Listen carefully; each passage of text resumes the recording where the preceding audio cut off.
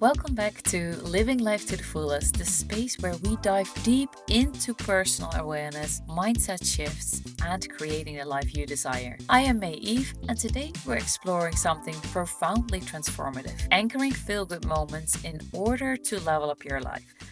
Imagine being able to capture those brief flashes of joy, those moments of clarity, confidence, and happiness, and intentionally using them to shift your mindset, your relationships, your career, and even your life trajectory. Imagine having the power to reset your emotional state whenever you choose, grounding yourself back into empowerment and clarity. That's exactly what today's episode is about. So take a deep breath,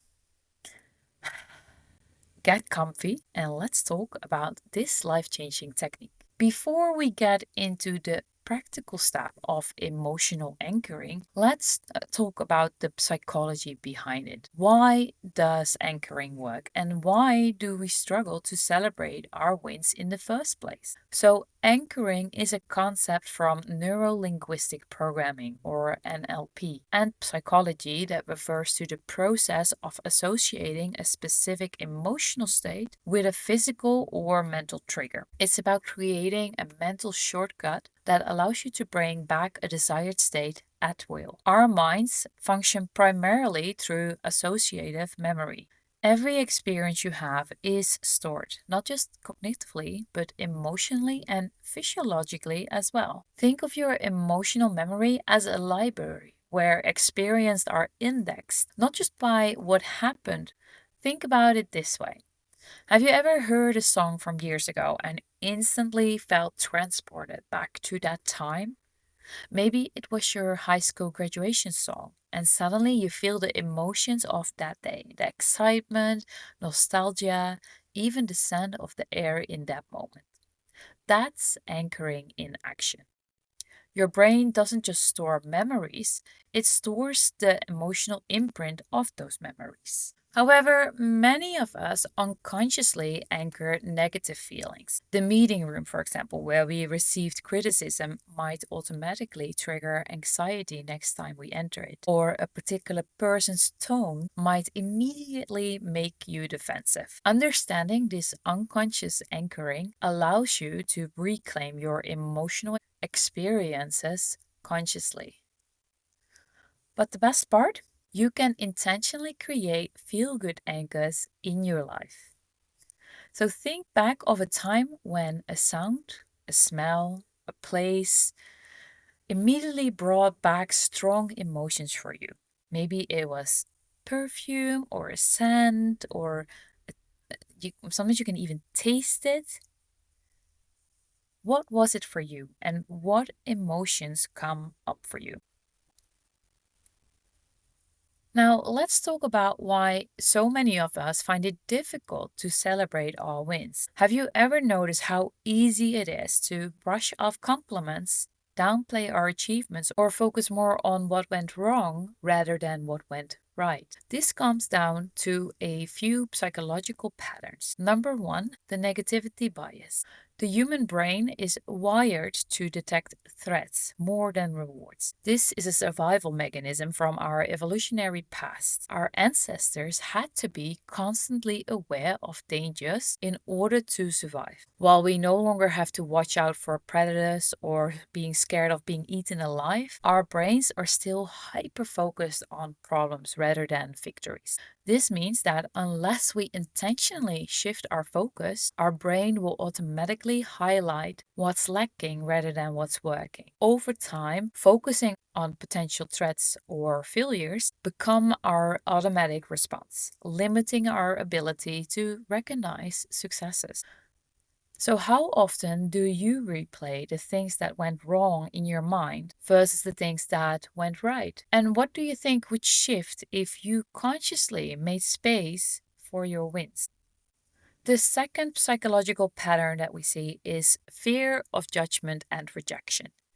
Many of us have subconscious beliefs that celebrating success makes us targets for criticism or rejection.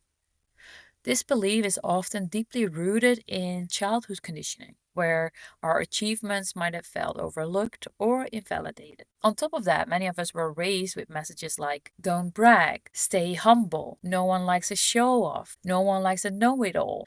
While having a modest view of oneself is valuable, these messages often create a subconscious belief that acknowledging our wins is wrong, bad, or even selfish. But here's the truth: celebrating yourself is not arrogance, it's self respect and self care. When you downplay your achievements, you're actually reinforcing the belief that you don't deserve success. So, I would like to invite you to ask yourself, what messages about success, being polite, being modest, did you hear when you were growing up? And how do those messages still influence you today?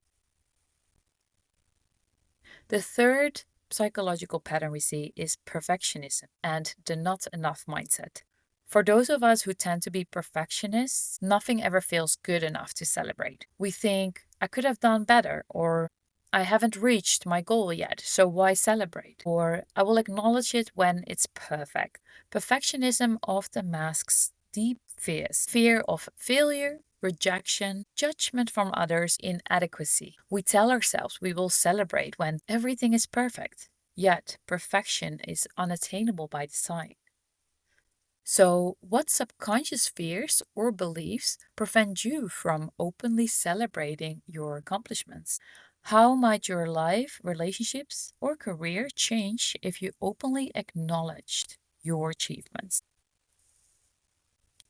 So, now that we understand why we struggle to celebrate, let's talk about how to rewire our minds to anchor feel good experiences and shift our energy. Our brains form associations all the time between sights, sounds, emotions, and even physical sensations. When we repeatedly pair an experience with a strong emotional state, our brain creates a neural pathway that makes recalling that emotion easier and faster in the future. This is how habits and reflexes are formed.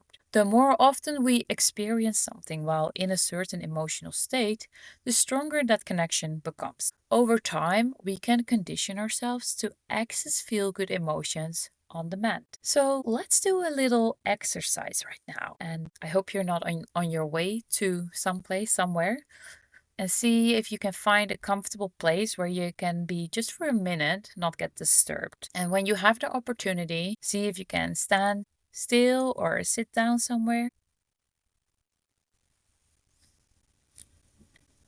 Close your eyes and take a deep breath.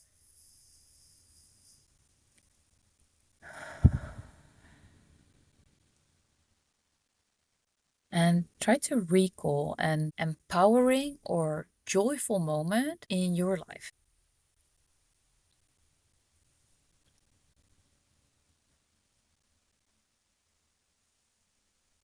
If you have that moment, now see if you can intensify this moment. Look around you. What do you see? Hear the sounds. And what feeling does this moment bring up for you? Where in your body do you feel it? Maybe it has a particular form, a particular color or sensation.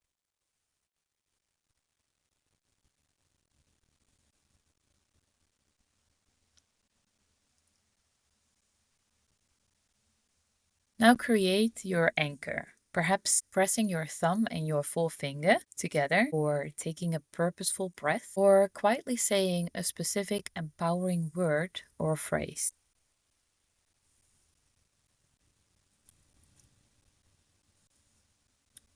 Hold this anchor for several breaths so that you are reinforcing the connection.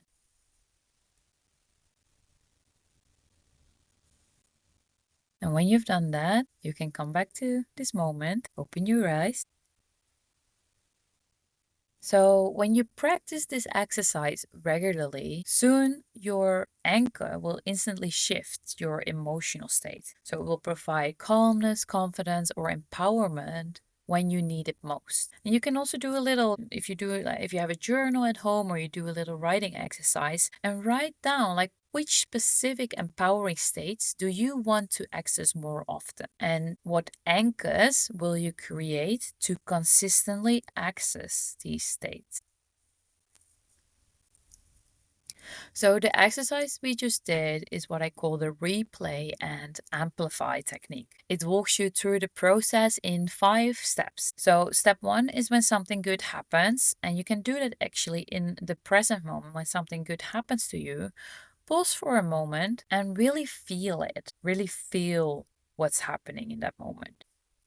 Then step 2 is replay the experience in your mind as if it's happening again. Step 3 is engaging your senses. So what do you see, hear, smell, or feel in that moment? And really zooming in on that feeling. Step 4 is saying thank you out loud or in your mind. And step 5 is mentally asking for more. So you can, in your out loud or in your mind, you can say more of this, please. So by doing this, you're reinforcing a pathway that makes it easier to access that feeling in the future. You can strengthen your anchors in 3 ways. One of the ways is repetition. So the more you reinforce the connection, the stronger it becomes. The second way is emotional intensity. So the stronger the emotional experience, the deeper the anchor. So really go into the feeling, expand it, zoom in on it, feel the intensity of it, expand on the feeling. And the third way is multisensory activation. So engage multiple senses. So visualize it, feel it in your body, and even add a sound or phrase to strengthen the association. In my program, I also talk about having a physical object that reminds you of this anchor. So, for example, if I want to strengthen an anchor that reminds me to soften, feel my feelings, and be present, I can wear a soft scarf. And every time I touch the soft scarf, I be reminded of that anchor. Or if I want to strengthen an anchor that makes me feel elegant, sexy, and powerful, I can hang a beautiful dress on the bedroom door, and every time I pass it, it activates that anchor. Anchors are very personal in the way that you decide what means. For me, maybe a beautiful dress would work to remind me of being powerful and elegant. For you, it's maybe a necklace, a bracelet, a beautiful little statue in your living room. It can be anything. It's just important that it works for you. But anchoring isn't just personal, as in that it only affects you. It deeply affects the interactions with others in your daily life as well. So imagine approaching conversations, conflicts, or important decisions from a place of anchored emotional clarity and strength. So just imagine, how would your relationships transform if you approached conversations from a calm, anchored state? In what practical ways can you intentionally anchor feel good emotions into your interactions at work or home or in your social circle? So when you anchor in those feel-good moments, you train your brain to expect more good things. And when you expect more good things, you naturally attract more into your life. Speaking of making space for more good things, in our next episode, we will be talking about decluttering your life to make space for what you want. We're not just talking about physical decluttering. We will dive into mental, emotional, and even relational clutter that could be holding you back. So you really don't want to miss the next episode. If you loved today's episode, make sure to subscribe so you never miss a new one. Take a screenshot, share it on your stories, and tag me. I am on Instagram at the 180 degrees turnaround. So 180 is written in numbers, so 180. And if you found this valuable, leave a quick review. It really helps spread this message to more amazing listeners like yourself. Until next time, keep shining, keep celebrating, and keep creating the life you desire.